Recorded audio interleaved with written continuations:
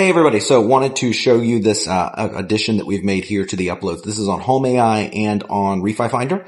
So if you or your realtor goes in and they go to upload a report and that report is missing, let's say the, loan data, they don't have the loan data for whatever reason, they can upload their CSV and then you can see like all of these people are missing their rate, their date close, the original loan amount, the term, the loan type, all that.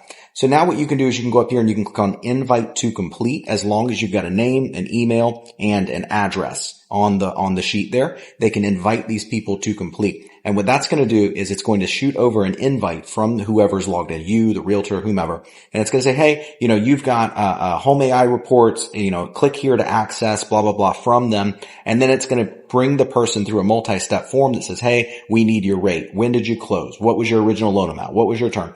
Anything that's missing, it will show on there. And then as the person fills that out, once they filled it all out, you and the realtor get an email and it automatically adds them in here. So rather than having these people go in and have to manually enter in the data for the realtor to do it on the CSV, now they can just go in here, they can upload what they have, and then they can invite the person to fill in whatever's missing. So that is live now. Hope you guys have a great day. Appreciate you. Talk to you soon.